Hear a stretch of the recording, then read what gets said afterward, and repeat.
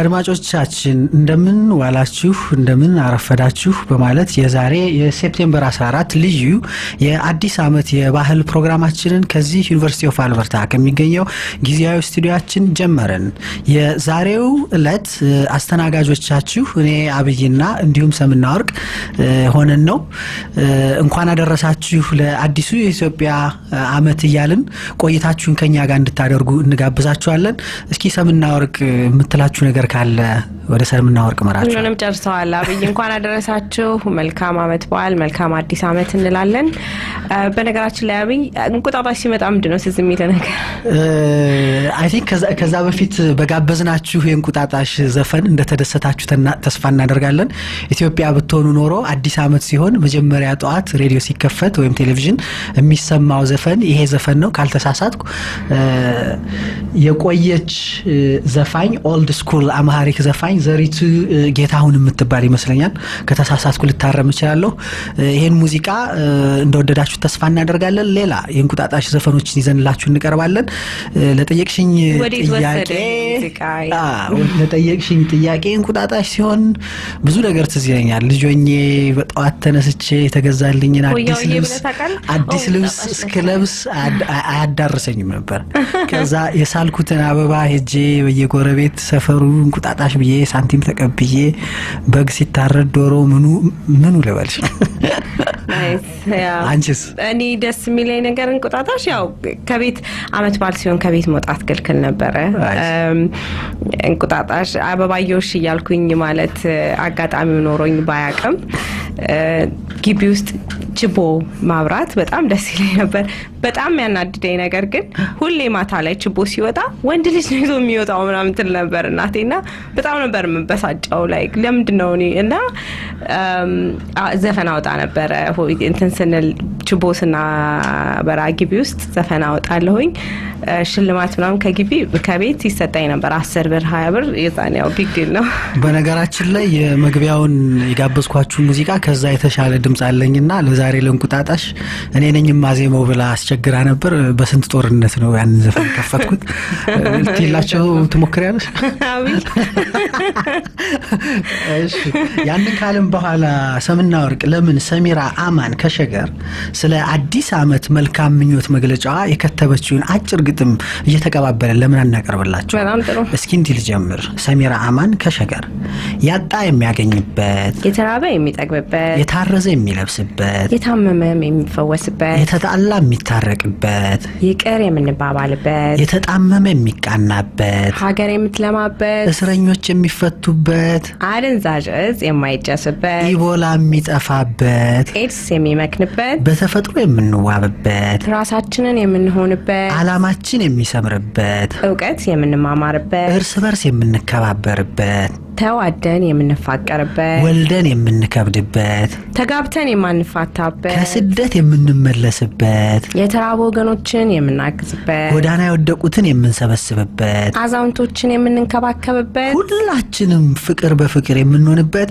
መንግስታችን መንግስት የሚሆንበት፣ ባጎደልኩት አላህ ሞልቶበት ያድርግልን። መልካም አዲስ ዓመት። አሜን በሉ። አሜን ካለ ማለት ይቀራል። አሜን። የመጨረሻው እንኳን ይሄ ነው። የሰሚራ አማን አይደል? በነገራችን ላይ ወደሚቀጥለው ፕሮግራማችን ለምን አንሄድም? እንደተለመደው ለዛሬ ይዤላችሁ 1-2 ጽሁፎችን ቀርቤያለሁ። የመረጥኳቸው የአሌክስ አብርሃም ናቸው። እንደተለመደው እስኪ ወደ መጀመሪያው ወደ ያቀረብኩላችሁ ጽሁፍ ለመሄድ ልሞክር።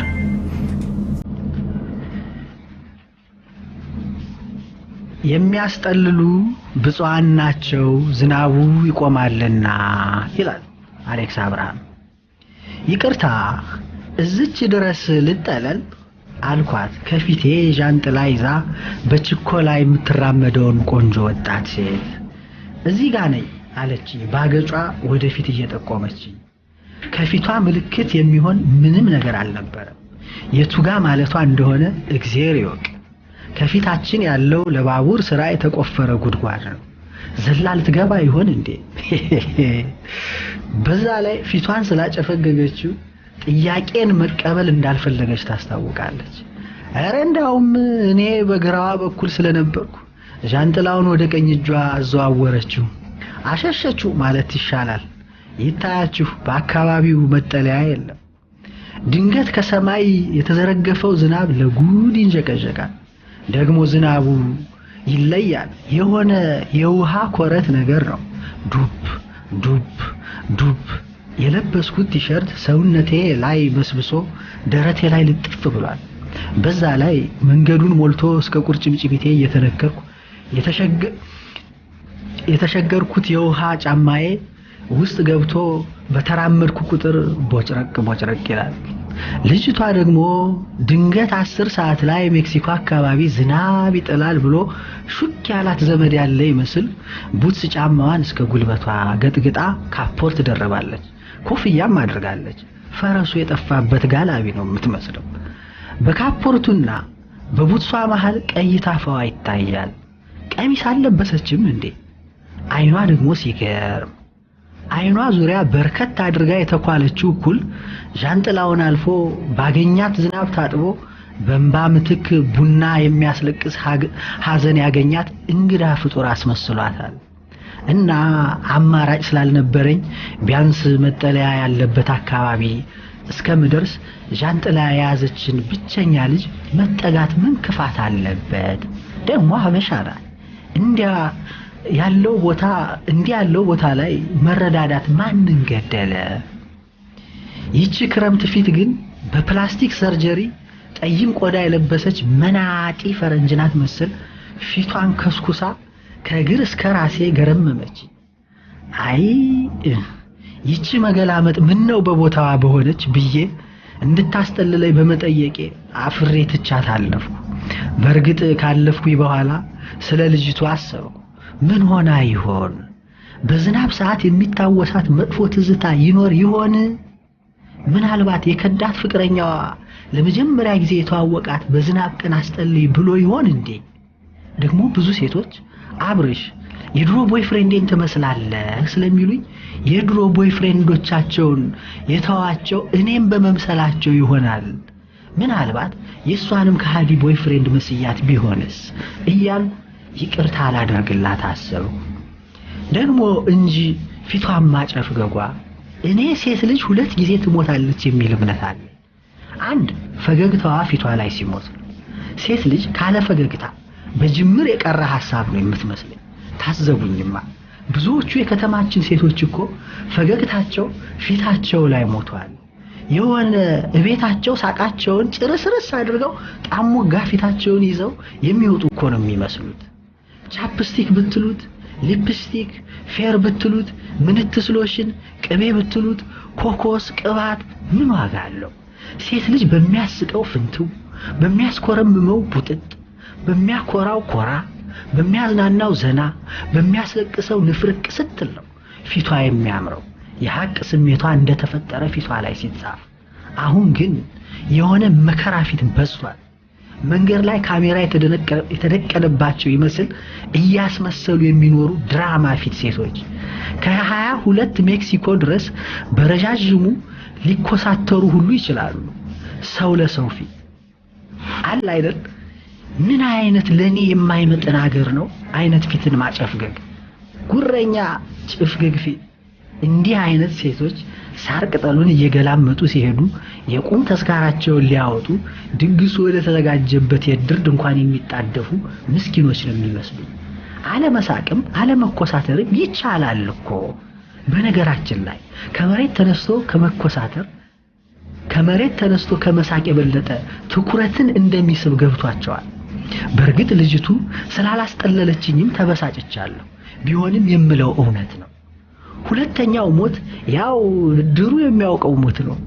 ድፍት ጡጡጡጡጡ ባለጃንጥላዋ እከሊት ባደረባቸው የቋንቋናነት ህመም ምክንያት በሐኪም ሲረዱ ቆይተው በቃ ወዲያው 10 እርምጃ ሳርቅ እንደኔው በዝናብ ውስጥ የሚራወጡ ሰዎች እኔን ብለው ሰዎች ሲጮሁ ወደ ኋላ ያዞርኩ። ልጅቱ ጃንጥላዋ እዛ፣ ቦርሳዋ እዛ፣ እሷ ወዲያ ብትንትኗ ወጥቶ ወድቃለች። ጭቃው አንሸራቷት። ልክ ከሜክሲኮ ወደ ቄራ መታጠፊያው ጋር ከምር አወዳደቋን ሳየው ዕቃዋ ብቻ ሳይሆን የሰውነት ክፍሏ ሁሉ የተበታተነ መስሎኝ ነበር።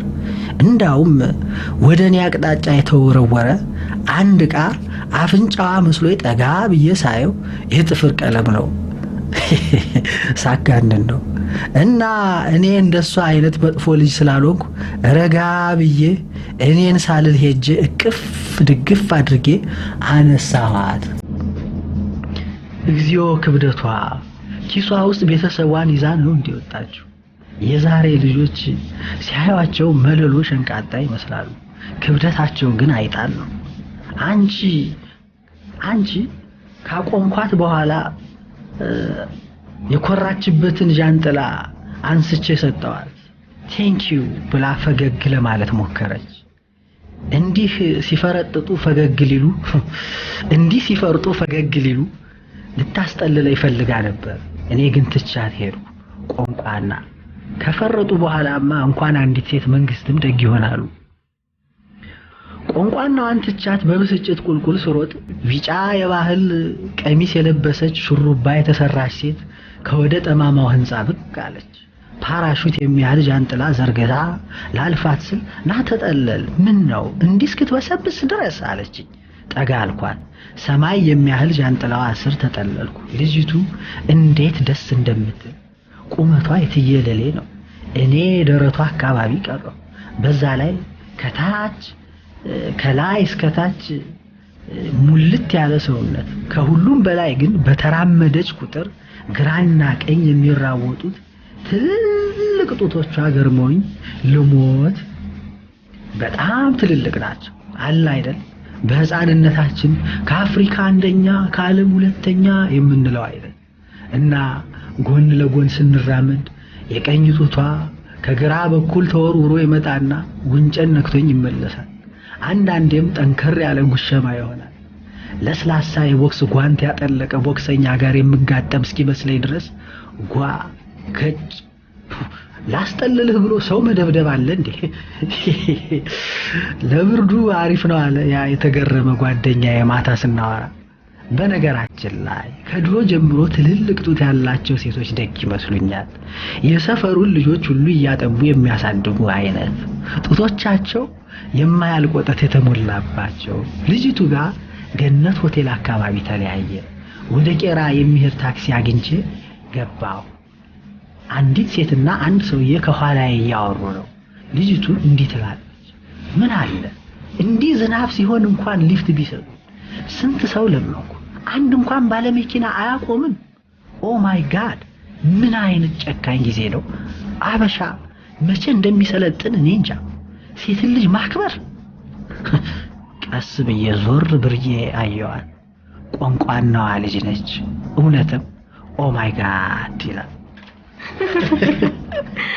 እኔ እኮ አሌክስ አብርሃም ደስ የሚለኝ ነገር ሲጽፍ የሆነ ፍሎ በጣም ደስ ይላል እና የቱ ጋር እንደሚቋጨው አውቆ የሚጽፍ ነው የሚመስለኝ ይላል መሳፍንት ባለፈው። አይ ቲንክ አይ ሃቭ ዘ ሴም ነገር። እኔም የቱ ጋር እንደሚቋጨው በጣም አውቆት መጀመሪያውኑ አውቆት የሚጽፍ አይነት ነው የሚመስለኝ። እስቲ ለትራንዚሽን አንድ ሙዚቃ እንጋብዝና ወደሚቀጥለው ፕሮግራማችን እንሄዳለን። ጥሩ አለን። ኦሎምፒያ ካፌ ኤንድ ኬተሪንግ የሚባል አድራሻ 15608 እና 103 አቭ ላይ የተከፈተ አዲስ ካፌና ኬተሪንግ አለ። ግራንድ ኦፕኒንግ አላቸው። ሳተርዴይ ነው ሴፕቴምበር 21 ከ11 ሰዓት ኤኤም እስከ 6 ሰዓት ፒኤም ድረስ ነው። ከ11 ሰዓት ኤኤም እስከ 6 ሰዓት ኦን ሴፕቴምበር 21 ሳተርዴይ ላይ አድራሻ 15608 እና 103 አቭ ላይ ኦሎምፒያ ካፌ ኤንድ ኬተሪንግ። አሁን ወደሚቀጥለው ዝግጅታችን እናልፋለን። እንደው ከግጥም ዓለምም የቀረ ነገር አለ እንዳይባል ለደንቡ ለማለት የደንቡን እናድርስ። የማንን ግጥም ይዘህ ለመጣ? የበእውቀቱ ስዩምን ፍቅር እስከ መቃብር ይላል። በእውቀቱ ስዩም አዲስ ዓለማየሁ አዲስ ህልም አየሁ፣ ፍቅር እስከ መቃብር አሉ። በፍቅርና በመቃብር መሃል ለምን እስከን ያስገባሉ? ፍቅርና መቃብር አንድ ናቸው፣ እርቃን ይወዳሉ፣ እርቃን ያወርዳሉ። ታመጣቸዋለህ እንዲህ አይነት ነገሮች። እሺ ያን ካልኩ በኋላ ለሁለተኛው ወደ መረጥኩላችሁ የአሌክስ አብርሃም ዝግጅት ወስዳችኋለሁ። ሁለተኛው ነገረ ኮንዶ ይላል። ያው አዲስ ዓመት ስለሆነ እስቲ የሚያዝናኑ ነገሮችን በደንብ እናቀርብላችሁ በማለት ነው። የሚያዝናኑ ነገሮችንና እስኪ እንደሚከተለው እናቀርባለን። ነገረ ኮንዶ። ከዚህ ፎቅ ላይ አምዘገዝግሃለሁ፣ ሂድ እባክህ፣ ባናትህ እንደ ካሮት ነው የምተክልህ ወላ የምፈጠፍጥህ። ና ሞክረኛ፣ ወንድ ነህ ካልሲያ። የምኖርበት ኮንዶሚኒየም ላይ ጦርነት ተነሳ። ሁለት ጎረምሶች ተጣልተው ምን ልበላችሁ አዋራው ጨሰ እንዳልላችሁ ኮንዶሚኒየም ላይ አዋራ የለም። ኮንዶሚኒየም ላይ ቡና ከመውቀጥ ቀጥሎ ለህንፃው ደህንነት አስከፊው ነገር የጎረምሳ ድምፅ ይመስለኛል። ኮንዶሚኒየም ላይ ስትኖሩ የጎረምሳ ድምፅ ህንፃውን ቫይብሬት ያደርገዋል። እኔስ ተከራይ ነኝ ይብላው ለደረሰው ያለችው ሴትዮ ወዳ መሰላችሁ? እና ስድድቡ፣ ዛቻው፣ ፉከራው ተሟሙቆ ነዋሪው ሁሉ ተረበሸ። ሁለቱ ጎረምሶች ይፎካከራሉ፣ ይዝታሉ፣ ግን ደፍረው አልተያያዙ። ስጠረጥር ገላጋይ እስኪወጣ እየጠበቁ መሰለኝ። ነዋሪው እንደሆነ መገላገል አቁሟል። የአዲስ አበባ ነዋሪ ከ97 በኋላ የግለሰብ ጸብ ሁሉ መገላገል አቁሟል። አንዳንድ የመንግስት ሰዎች ከስህተቱ የተማረ ህዝብ ይሉታል። በየመጋረጃው እያጨነቆረ ጸጥ። አይ አዲስ አበባ እኔን ግን አላስቻለኝም። ሲጀመር ሁለቱንም አውቃቸዋለሁ። አንዱ ጎረቤቴ ሲሆን ሌላኛው ምድር ላይ ያለው ካፍቴሪያ ውስጥ አስተናጋጅ ነው። ያውም ለእኔማ ፈገግታው ብቻ የሚያጠግብ ምርጥ አስተናጋጅ እና እንዴት ሁለት ወዳጆቼ ሲጫረሱ አስችሎ ቤት ልቀመጥ ከፍቼ ወጣው። ልክ እኔን ሲያዩኝ ዘለው አንገት ላንገት ተናነቁ። አይ ሰው እስኪ እንዲህ የመረረ ጸብ ላይ ድራማ ይሰራል። ያውም 3ኛ ፎቅ ላይ ልክ አብርሃም ሲወጣ ተናነቁ ተብለው መድረክ ላይ የወጡ ተዋንያን እኮ የሚመስሉት። ግድ የለም ቢዘኑብኝ ነው። እንዴ ቶማስ ተው እንጂ ምንድነው ተላቀቁ ብዬ መሃላቸው ገባው። አሽቀንጥረው አስወጡኝና ልቀቀኝ አብርሽ፣ ዛሬ ጥርሱን ሳላራግፈው አልሄድም እናቴ ትሙት አለ ጎረቤቴ። ታዲያ ጥርስ ለማውለቅ እኔን ምን አስጠበቀው? የጥርስ ሐኪም ነኝ። መንጋጭላህን ነው ማጣምመው፣ ተፈሪ ብላ አትጥራኝ አላስተናጋጁ። ከጥርስና ከመንጋጭላ ሌላ አያውቁም እንዴ? ለምሳሌ አፍንጫ አለ፣ ዓይንህን ነው የማጠፋው ማለትም ይቻላል። አንገትን ነው የምጠመዝዘው። ሂድ ወደዛ ያንን ግማታም ካልሲን ጠምዝዝ ካልሲያ። እንደምንም አገላግያቸው ሳበቃ አንዱ ጎረቤት በጭማሪ ሰዓት መጥቶ አገላገልኩ ሊል ከቤቱ ወጥቶ ወከባ ፈጠረ። እንዴ ተላቀቁ እንጂ ተላቀቁ ብያለሁ እያለ ጮኸቱን ለቀቀው። ተላቀዋል እኮ አልኩት በግርብት እያየሁት። ምን ተላቀዋል? ተፋታው እያያቸው በማንኛውም ሰዓት ሊያያዙ ይችላሉ እኮ። እንደምንም ገላግለን አስተናጋጁም ወረደ፣ ጎረቤቴም ቤቱ ገባ። በኋላ ቡና ልጠጣ ወደ ካፍቴሪያው ወረዱ። ከስር ምድር ላይ ነው ያለው። አስተናጋጁ ተፈሪ በፈገግታ ቡናውን አቅርቦልኝ የጸባቸውን መንስኤ ነገረኝ።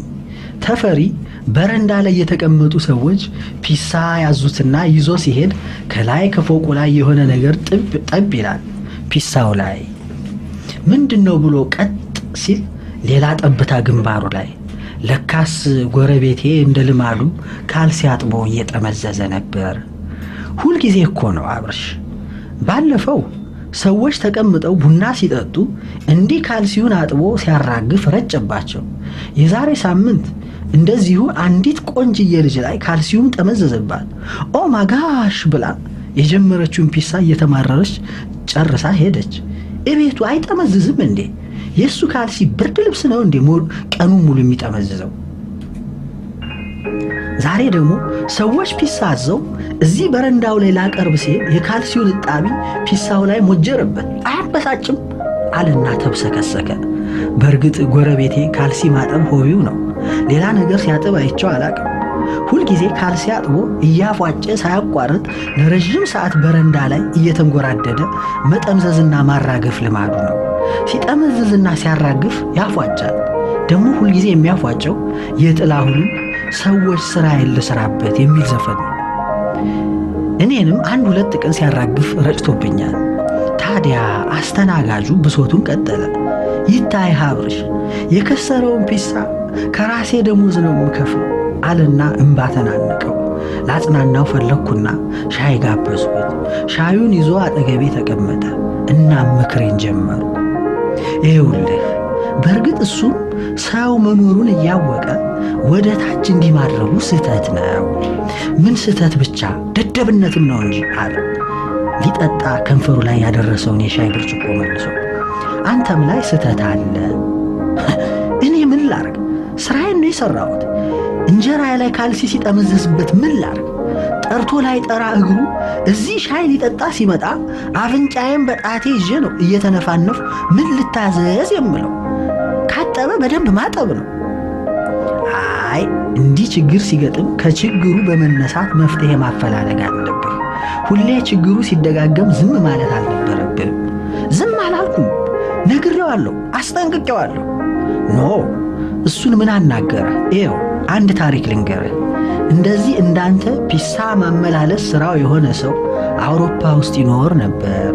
አንድ ቀን የታዘዘውን ፒሳ ይዞ ሲሄድ ወሮ በላዎች በተኮሱት ጥይት ተመታ። እግዚአብሔር ተረፍ ብሎት ለጥቂት ከሞት ተረፈ። ከዛ በኋላ ግን ችግሩ አለፈ ብሎ ፒሳ ሲያመላልስ አልኖረም። ተመራምሮና ተፈላስሞ የጥይት መከላከያ ልብስ ፈለሰፈ። አንድ ፒስ አመላላሽ የፈጠረው የጥይት መከላከያ ዛሬ በዓለም ላይ ሚሊዮኖችን ከሞት ይታደጋል። ለመሆኑ የጥይት መከላከያ ታውቃለህ አልኩት። ፊልም ላይ ለብሰውት አያለሁ። ጥይት ይከላከል አይከላከል ግን አላውቅም። ግን እውነታቸውን ነው ይከላከላል ብሎ መልሶ ጠየቀኝ። አዎ አልኩ፣ ልክ እንደ ሞከረ ሰው ዘና ብዬ። ይኸውልህ አንድ ፒስ አመላላሽ ነው የፈጠረው እና ሰው እንኳን ከፎቅ ላይ ለሚረጭ ውሃ ለጥይትም መፍትሄ ይፈጥራል። ዋናው ችግርን መማሪያ ማድረግ ነው ብዬ በምክሬ ስኩራራ አስተናጋጁ ኮስተር ብሎ እንዲህ አለ። እና ለዚህ ካልሲያም ብዬ ዣንጥላ ልፍጠር እንዴ አለና በእልህ ወደ ፎቅ ቀና አለ። በዛው ቅጽበት ስስ ዝናብ የመሰለ ካፊያ ከፎቅ ላይ ወርዶ ፊቱን አለበሰው። ጎረቤቴ ካልሲ ሲያራግፍ ነበር ከ3ኛ ፎቅ።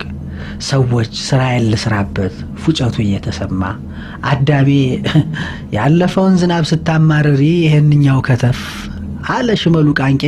እውነቱን ነው ለካ። እናም እንዲህ አላስተናጋጁ ተመልከት ምናምናቸውን ከላይ የረጩ ነገር ሲያስረግዙን ታዲያ በየት በኩል አይምሯችን ይፍጠር ይላል። አበቃሁ። የአሌክስ አሪፍ ነበር ጽሁፍ ይሄን ይመስላል። ምናልባት የመሸጋገሪያ ዘፈን እንጋብዝና ወደሚቀጥለው ፕሮግራማችን ብንሄድ ምን ይመስላል? ልክ ነው።